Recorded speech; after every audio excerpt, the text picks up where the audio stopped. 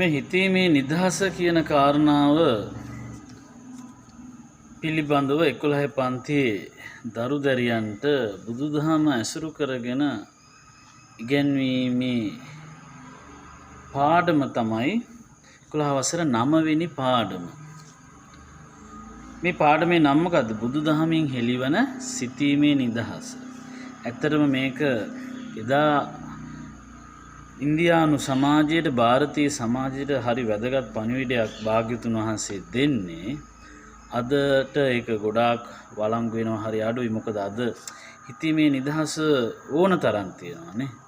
දැන් අපි Facebook ගියොත් තමන්ට කැමති දෙයක් දාන්න ලියන්න පුළුවන්. කැමති වීඩියෝ එකක් දාන්න පුළුවන් නේ. YouTube එකට ගියොත් අපිට ඒගොල්ලන්ගේ නිර්ණායකයන්ට අනුව ගැටුම් ඇති නොවන, ළමයිට හානියක් නොවන ආදී ඒ නිර්ණායකයන් වගේ තියෙනවා. තන කැමති දෙයක් දාන්න පුළුවන්. එතකොට මේ කැමති දෙයක් දමමින් අපේ සිතීමේ නිදහස පුළුල් තැනකට ගිහිල්ලා තියෙනවා දැන්. අපේ දේශපාලනය ගත්තොත් ප්‍රජාතන්ත්‍රවාදී තියෙන පක්ෂ විශාල ප්‍රමාණයක් තියෙනවා ලංකාවේ. ඒක තමන්ට අද වුණනම් පක්ෂයක් හදන්න පුළුවන්. හදලා ලියාපදිංචි කරලා ඊළඟ ඡන්දෙට යන්න පුළුවන්. නමුත් ඒ කාලේ එහෙම බෑ. එදා තිබෙන රාජ්‍යත්වය සිතීමේ නිදහස අවමයි. රජ කෙනෙක් හිටියේ. ඒතකොට ඒ කාලේ තිබුණු ආගම් වල සිතීමේ නිදහස නැති තරම්. ඒතර මේ සිතීමේ නිදහස පුළුල් තැනකට අරන් ආවේ භාග්‍යවතුන් වහන්සේ. අන්නේ කාරණාව කොහොමද කතා කරන්නේ කියන එක තමයි මේ පාඩමෙන් 11 වසර බුද්ධාගම විෂය ධාරාවෙන් 9 වෙනි පාඩමෙන් විස්තර කරන්නේ. මේකේ මාතෘකාව මොකද්ද? බුදුදහමින් හෙළිවන සිතීමේ හා විමසීමේ නිදහස. භාග්‍යවතුන් වහන්සේ කොසල් ජනපදයේ සැරිසරන අවස්ථාවක කේසපුත්ත කියන නියම් ගමට පැමිණෙනවා. මොකද මේ නියම් ගමක් කියන්නේ? නියම් ගමක් කියන්නේ පොඩි පොඩි ගම් විශාල ප්‍රමාණයක් එකතු වෙලා හැදිච්ච යම් මානයක ලංකාවේ හිටියට ගත්තොත් පළාතක් වගේ. දැන් තියෙන පළාත් 9ක් තියෙනවා අන්නේ දන්නේ වගේ. ඒක පළාතක් වගේ විශාල ප්‍රදේශයක්. ඒක ලංකාව වගේ 60 ගුණයක් ලොකුනේ නේද ඉන්දියාව. ඒතර ඒක ගැනත් හිතන්න ඕන. එතකොට මේ කොසල් රට ඇවිදිනකොට කේසපුත්ත කියන නියම් ගමට ඇවිල්ලා කාලාම ගෝත්‍රයේ මිනිස්සු තමයි මේ කේසපුත්ත කියන නියම් ගමේ ඉන්නේ. එතකොට මේ කේසපුත්ත නියම් ගමේ මිනිසුන්ට ආරංචි වෙනවා ශාක්‍ය කුලයෙන් පැවිදි වුණු ගෝතම කියන පැවිද්දා මේගොල්ලෝ මේ බුදුරජාණන් වහන්සේ එහෙම හැඟීමක් නැහැ. මේගොල්ලන්ට ආරංචි වෙන්නේ කොහොමද? අපිනේ කියන්නේ බුදුරජාණන් වහන්සේ කියලා. ඒ කාලේ කිව්වේ ගෝතම කියලා නේ. ගෝත්‍රේ නමින් කතා කළේ ගෝතම. එතකොට ඒ භාග්‍යතුන් වහන්සේ සරණ ගිය අය භගවා කියලා කතා කරා. බන්තේ කියලා කතා කරා. අපි අද කතා කරනවා බුදුරජාණන් වහන්සේ කියලා. නමුත් එදා එහෙම දෙයක් තිබුණේ නැහැ සාමාන්‍ය මිනිස්සු අතර. සාමාන්‍ය මිනිස්සුන්ට ආරංචි වෙන්නේ මොකද්ද? ශාක්‍ය කුලයෙන් පැවිදි වුණු. ශාක්‍ය කියන්නේ ඊටාම ඉහළ කුලයක් ඒ කාලේ තිබුණු. ශාක්‍ය කුලෙ අමිශ්‍ර කුලයක්. අමිශ්‍ර කුලයක් තමයි ශාක්‍ය කුලය කියන්නේ. එතකොට ඒ කියන්නේ මව් පාර්ශවයනුයි පිය පාර්ශවයනුයි මිශ්‍ර වෙලා නැහැ. කුල දෙකක් මිශ්‍ර වෙලා නෙමෙයි ශාක්‍ය කුලය හදන්නේ. එකම කුලයෙන්. ඒ කියන්නේ එතන සහෝදර විවාහයක් ගැන තමයි කතා කරන්නේ. සහෝදරයෝ සහ සහෝදරියන් කුසුපන් සහෝදරයන් සහ සහෝදරියන් විවාහ වෙලා තමයි ශාක්‍ය කුලය ආරම්භ වෙලා තියෙන්නේ. එතකොට ඒ අමිශ්‍ර කුලය ඒ වගේ කුල වලට ඒ කාලේ ඊටාම ගෞරව කළා. මොකද මිශ්‍ර වෙලා නැහැ. අනික ශාස්ත්‍රීය කුලයක් මේගොල්ලෝ. එතකොට මේ ශාස්ත්‍රීය කුලය ශාක්‍ය කුලයෙන් පැවිදි වුණු ශාක්‍ය කුලයෙන් ගිහි ජීවිතය අතහැරපු ඒ ගෝතම කියන පැවිද්ද අපේ ගමට ඇවිල්ලා ඉන්නවා. තවත් පැවිදි ශ්‍රාවකයෝ පිරිසක් එක්ක. මේ ගෝතම කියන පැවිද්දා සම්මා සම්බුද්ධයි, විජ්ජාචරණ සම්පන්නයි, සුගතයි, ලෝකවිදුයි, අනුත්තරයි, පුරුෂ ධම්මසාරති, සත්තා දේව මනුස්සාන, බුද්ධයි භගව ආදි වශයෙන් ගුණයන්ගෙන් පිරිපුන් කෙනෙක් කියලා මේ කාලාම ගෝත්‍රයේ මිනිස්සුන්ට ආරංචි වෙලා මේගොල්ලෝ යනවා. ගිහිල්ලා භාග්‍යවතුන් වහන්සේ ඉන්න තැනට ගිහිල්ලා කතා බස් කරලා වඳින අය වැඳලා වඳින්න නැති අය පැත්තකටලා බලාගෙන ඉඳලා එකත් පස්සක වාඩි වෙලා ඉන්නවා. ඒතර මේකේ ඉන්න නායකයෝ අහනවා ප්‍රශ්නයක්. භාග්‍යවතුන් වහන්සේ අපේ ගමට විවිධාකාර පැවිද්දෝ එනවා. ඇවිල්ලා තමන්ගේ ලබ්ධිය තමන් අදහන දේ නිවැරදි අනිත් පැවිද්දන්ගේ දේශනා කියන දේවල් වැරදි කියලා කියනවා. අපි මොකද්ද පිළිගන්නේ? කවුරු කියන එකද පිළිගන්නේ? මේ ගමට එනවා බොහෝ පැවිද්දෝ. බොහෝ පැවිද්දෝ විශාල ප්‍රමාණයක් එනවා. මේ අයගෙන් අපි පිළිගන්නේ මොකද්ද? කවුරු කියන එකද පිළිගන්නේ? මේ හැමෝම කියන්නේ තමන් හරි අනිත් අය වැරදි කියලා. අන්න මේ වෙලාවේ සිතීමේ නිදහස විමසීමේ නිදහස තහවුරු කරපු අද කාලාම සූත්‍රයේ වශයෙන් හඳුන්වන අද පෙර අපරදිග විද්වතුන්ගේ ප්‍රශංසාවට ලක්වුණු ඒ දේශනාව සිදු කරනවා. මේ වෙලාවේදී භාග්‍යතුන් වහන්සේ දේශනා කරනවා කාලාමීන්ට ඔබ සැක කළ යුතු තැනමයි සැක කළේ. ඔබේ සැකය හරි වටිනවා. ඔබේ සැකය හරි වටිනවා. ඉතින් යමක් පිළිගත යුතු නම් මෙන්න මේ ක්‍රමවේදය තමයි අනුගමනය කළ යුත්තේ කියලා භාග්‍යවතුන් වහන්සේ කාලාමයන්ට දේශනා කරනවා. මොකද්ද? පළවෙනි එක. එතකොට කාලාමයන්ට යමක් පිළිගත යුතු බව නොපිළිගත යුතු බව සඳහන් වෙන කාරණා 10ක් ගැන කතා කරනවා. මෙන්න මේ කාරණා 10 ඇසුරු කරගෙන යමක් පිළිගැනීම හෝ නොපිළිගැනීම සිදු කරන්න ඕන කියලා. මෙන්න මේ විදිහට තමයි යන්නේ. ආරංචි මාත්‍රයෙන් පිළිගන්න එපා කියනවා. යම් කිසි දෙයක් ආරංචි වුණා කියලා පිළිගන්න එපායි කියනවා. අපි නම් අදටත් නේද යමක් ආරංචි වුණ හැටියේ පිළිගන්නවා.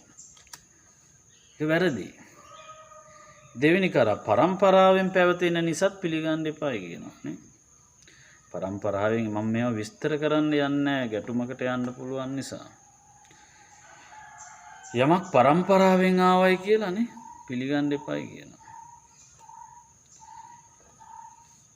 කටකතාවලින් මෙසේ වුණා මෙන්න මෙහෙම දෙයක් වුණා අතන අර එහෙම දෙයක් වුණා අරයා මෙහෙම කිව්වා කියලා ආදි වශයෙන් කටකතාවක් ආවයි කියලා පිළිගන්න එපායි කියනවා. දැන් අපි ඔය අද Facebook වල නේද දැන් YouTube වල අද ගොඩාක් යන්නේ මොනවද? කටකතානේ යන්නේ නේ. කටකතා යන්නේ. කටකතා යන්නේ. ඉතින් අපි මිනිස්සු පිළිගන්නවා. හතරවෙනි එක අපගේ ඉගැන්වීම් සමග ගැලපෙනවා. දැන් බෞද්ධයෙක් හිතනවා මෙහෙම අපේ බුද්ධ ආගමෙත් මේක තියෙනවා අපේ මරණයෙන් පසු ජීවිතයක් තියෙනවා. එහෙනම් මේක අර ආගමෙත් තියෙනවා. එහෙනම් මේක හරියන්න ඕන. එහෙම පිළිගන්න එපා කියලා කියනවා.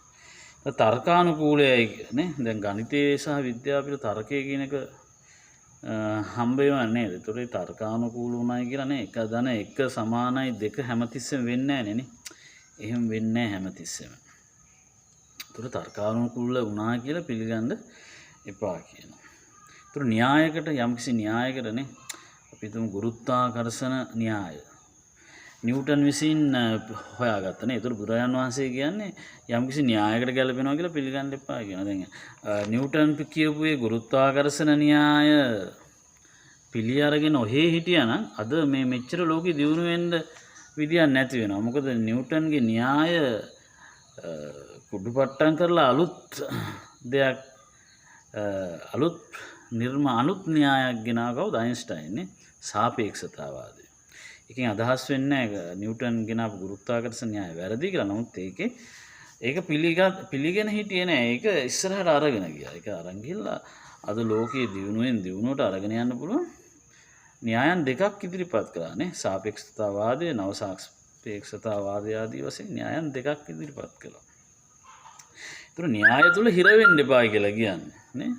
න්‍යාය තුල හිර වෙන්න එපා කියලා කියන්නේ. එතකොට ඊළඟට කියනවා මතු පිට ස්වරූපය අනුව බාහිර ස්වරූපය මේක නම් හොඳයි මේක හරියනවා එහෙම හරියන්නේ ඒකත් පිළිගන්න එපායි කියනවා ලස්සනට හදාගෙන එනවා නැත්නම් දැන් අද ලංකාව ගත්තොත් නේ ලංකාවේ ඉන්න හොඳම හොරු ටික කවුද සුදු අඳින අයනේ නේ ජාතික ඇඳුම අඳිනවයි කියන අයනේ ඒතර මේ එන බාහිර ස්වරූපෙන් අපේ මිනිස්සු රැවටිලා හැමදාම එකම මෝඩකම කරනවා පිළි අරගෙන නේ ඒතර මෙහෙම බාහිර ස්වරූපයට අනුව යම පිළිගන්න එපායි කියනවානේ එහෙම එතකොට තම දෘෂ්ටිය අනුව සැසඳෙන්නේ නම් පිළිගන්න ඒත් එපායි කියනවා. එක්කෙනාට දෘෂ්ටි තියෙනවානේ මේ දේ හොඳයි මේ දේ නරකයි කියලා දෘෂ්ටි තියෙනවා මිනිස්සු තුළ. ඒවා එහෙම අනුව යමක් තීරණයකට එන්න එපායි කියනවා. පිළිගන්න හෝ නොපිළිගන්න. තව කියන සුදුසු බව පෙනෙනවා නම් නොපෙනෙනවා නම් ඒත් එහෙමත් එපායි කියනවා. මේ දේ සුදුසුයි මේ දේ නොසුදුසුයි කියලානේ. මේක නම් හොඳයි වගේ මේක නම් ටිකක් හරියනවා වගේ එහෙම එපායි කියනවා. ඊට පස්සේ කියන මේ ශ්‍රමණයා නැත්තම් මේ හාමුදුරුවෝ නැත්තම් මේ පූජකයා අපේ එක්කෙනෙක් අපේ ගුරුවරයා ඒ නිසා මෙයා කියන දේ නම් හරියටම හරියන්න ඕන කියලා සමහරු ඒ විදියට පිළිගැනීමට එනවා. එහෙම කරන්න එපා. ඒක වැරදි. ඒක වැරදි. එතකොට ඒ අනුව ඒ කාරණා 10ට අනුව එහෙම පිළිගන්න හරි නොපිළිගන්න හරි එහෙම යන්න එපා කියනවා. එහෙම පිළිගන්න හරි නොපිළිගන්න හරි යන්න එපා කියනවා.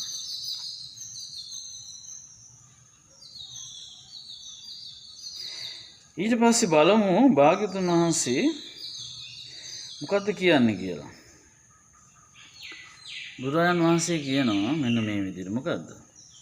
මෙන්න මේ දේ අකුසල් වැරදි සහිතන නුවණැත්තන් විසින් ගරහන ලද දෙයක් නම් ඔබට මේ සමාදන් වුණොත් ඔබට මේ කළොත් ඔබට අවැඩ පිණිස දුක් පිණිස පවතිනවා නම් මෙන්න මේක මේ දේ කළොත් මේ දේ හිතුවොත් මේ දේ කිව්වොත් ඔබට අවැඩ පිණිස පවතිනවා නම් ඔබට දුක පිණිස පවතිනවා නම් ඔබේ විනාශය පිණිස පවතිනවා නම් මේ කරන කියන හිතන දේ ඔබට හිතනවා මේක අකුසල් කියලා. මේක වැරදි කියලා.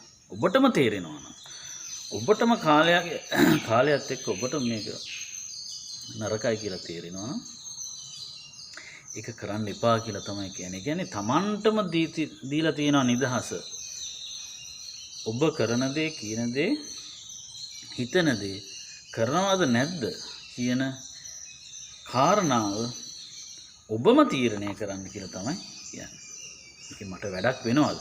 මේකෙන් මට අවඩක් වෙනවද කියලා තමන්ම තීරණය කරන්න ඕන කාලයත් එක්ක විමසලා බලලා ලෝකෙත් එක්ක. මේක තමයි මේ කාලාමයන්ට දෙන මේ ධර්මයේ මඟ පෙන්වීමේ ප්‍රධාන හරය.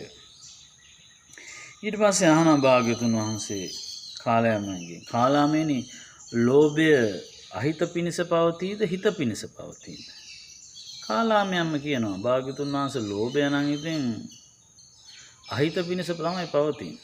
ඊට පස්සේ භාග්‍යතුන් වහන්සේ කියනවා හරි කාලාමයනි ලෝභය නිසා මිනිස්සු ප්‍රාණඝාතය කරනවා, සොරකම් කරනවා, කාමයේ වර්ධව හැසිරෙනවා, බොරු කියනවා. ඒව කරලා විනාශයට පත් වෙනවා. ඊට පස්සේ අහනවා ද්වේෂය හිත පිණිස පවතිනවද අහිත පිණිස පවතිනවද කියලා. ඒතර කාලාමයන් කියන භාග්‍යතුන් වහන්සේ ඉතින් ද්වේෂයත් ඉතින් අහිත පිණිස අවැඩ පිණිස තමයි පවතින්නේ කියනවා. භාග්‍යතුන් වහන්සේ සතුටු වෙනවා. ඒලා දේශනා කරන ඕ කාලාමනි ඔබ නිවැරදි. බලන්නේ ඒ දේශනා විලාසය ඔවුන්ගෙන්ම තමයි උත්තර ටික ගන්න. ඔබ නිවැරදි. මේ ද්වේෂය නිසා මිනිස්සු ප්‍රාණඝාතය කරනවා, සොරකම් කරනවා, කාමයේ වර්ධව හැසිරෙනවා, බොරු කියනවා. ඊපස්සේ අහනවා භාග්‍යවතුන් වහන්සේ කාලාමයන්ගෙන් කාලාමයනි මේ මෝහය දුක් පිණිස, අවැඩ පිණිස, අහිත පිණිස පවතිනවද හිතසුව පිණිස පවතිනවද? කාලාමයන්ම කියනවා භාග්‍යවතුන් වහන්සේ මේ මෝහයත් ඉතින් අපිට අවැඩම පිණිස තමයි පවතින්නේ. හරිනේ කාලාමයනි. එහෙනම් ඉතින් මෝහය නිසා මිනිස්සු ප්‍රාණඝාතය කරනවා.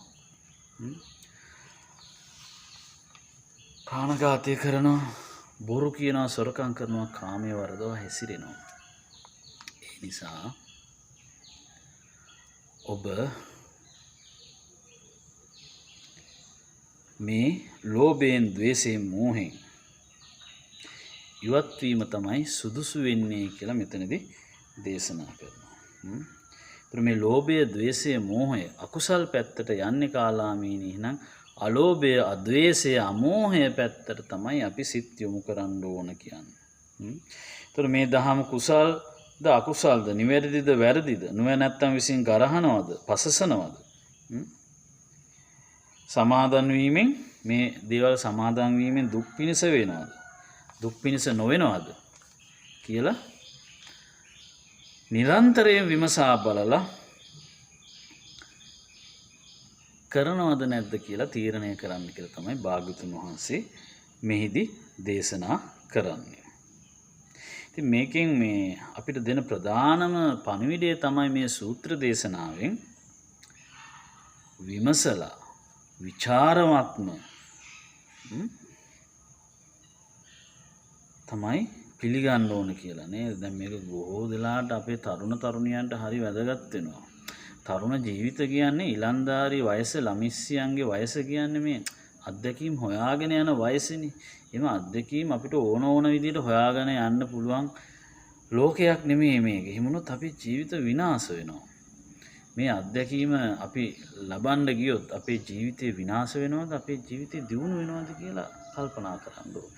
මේ අත්දැකීම අපි වින්දොත් අපේ ජීවිතය සතුටින් ගෙවන්න පුළුවන්ද, අසතුටින් ගෙවන්න පුළුවන්ද කියලා නුවණින් විමසා බලලා කටයුතු කරන්න ඕන. ඉතින් මේ වගේ අපි මේ විභාගේ පාස් වීම විතරක් නෙමෙයි, අපේ ජීවිතයට ගන්න ඕන මේක.